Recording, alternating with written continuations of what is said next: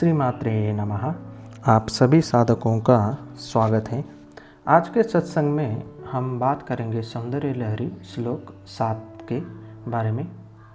श्लोक 7 आपको किसी भी प्रकार के दुश्मन को दूर करने में मदद करता है। आपको सीधे कांचीपुरम की देवी कांची कामाक्षी से जुड़ा देता है। आप कनेक्ट हो जाएंगे कांचीपुरम की देवी के साथ इस श्लोक के जाप होने के बाद, और आपके राहु दोष पर काबू पाने में मदद करता है ये श्लोक। तो आइए इस सत्संग का परिचय देखते हैं। हम पहले श्लोक 7वां देखेंगे, फिर दूसरे टॉपिक में हम उसका अर्थ देखेंगे और व्याख्या देखेंगे, फिर तीसरे टॉपिक में मैं आपको उसकी साधना की प्रक्रिया के बारे में बताऊंगा और उसके जो लाभ है वो देखेंगे। आइए, श्लोक 7 इस प्रकार है। क्वनत कांची दामा करिकलतलभ कुंभस्तननता परीक्षीणा मध्ये परिणत शरश्चंद्रवदना धनुर्बाणान् पाशं श्रुणिमपि दधाना करतलैः पुरस्तादस्तानां न पुरमथितुराहो पुरुषिकाम्। तो ये था श्लोक नंबर 7। आइए श्लोक 7 का अर्थ देखते हैं।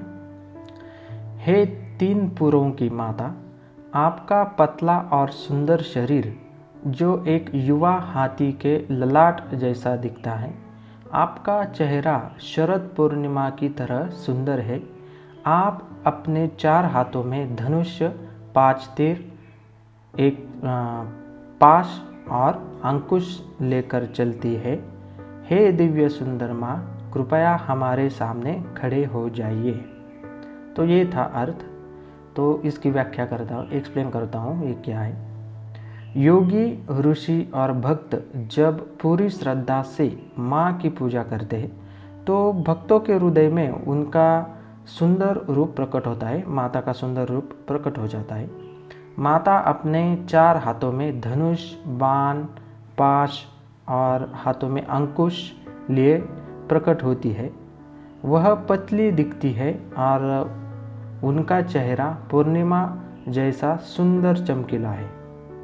इस श्लोक में उन्हें पुरुषिका कहा गया है क्योंकि वह उस पुरुष निर्गुण परम शिव की ऊर्जा है। माँ परम शिव के समान है और वह हमेशा परम शिव के साथ संयुक्त है। दोनों में कोई अंतर नहीं है, वे दोनों एक ही है। कांचीपुरम की देवी कांची कामाक्षी से सीधे जुड़ने के लिए सभी भक्त इस श्लोक के साथ माँ के लिए प्रार्थना कर सकते हैं। भक्त हमेशा देवी के आनंद और सानिध्य की स्थिति में रहेगा। तो यह थी श्लोक 7 का अर्थ था ये और व्याख्या थी।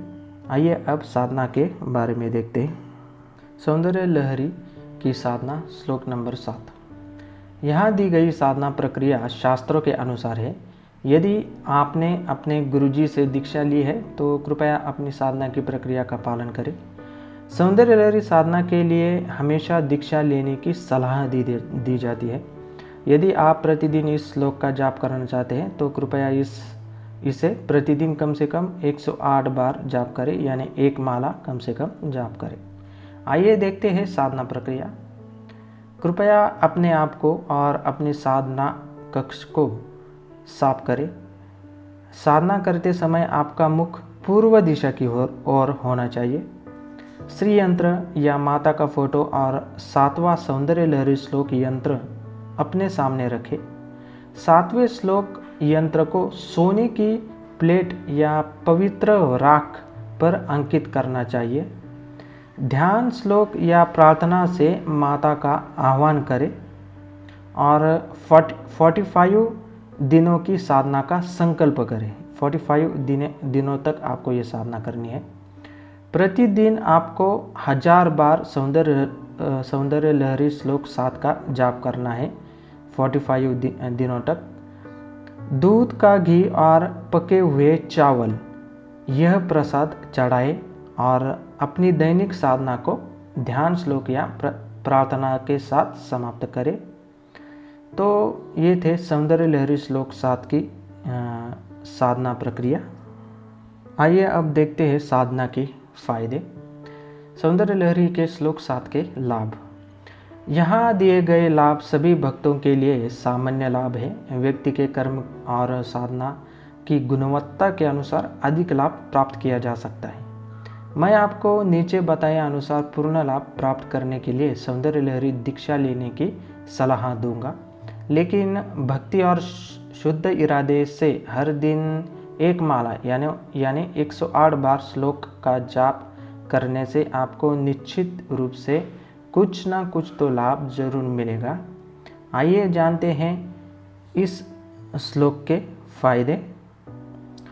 पहला फायदा, आप किसी भी प्रकार के शत्रु पर विजय प्राप्त कर सकते हैं। आप शाही व्यक्तियों को मोहित कर सकते हैं। आप कांचीपुरम की देवी कांची कामाक्षी से सीधे जुड़ सकते हैं। इस श्लोक से माँ कामाक्षी का सानिध्य मिलेगा और आप माँ के साथ उस आनंद की स्थिति में रहेंगे। श्लोक 7 की साधना करके आप अपने राहु दोष को दूर कर सकते हैं। तो ये थे कुछ लाभ जो आपको मिलते हैं श्लोक 7 की साधना करने से। तो यह था सौंदर्य लहरी श्लोक 7 का विवरण। आज के सत्संग में हमने श्लोक 7 का मीनिंग देखा, साधना देखी और लाभ देखा। अगले सत्संग में हम अन्य श्लोकों के बारे में जानेंगे। सभी साधकों को धन्यवाद। श्रीमात्रे नमः, श्रीमात्रे नमः, श्रीमात्रे नमः।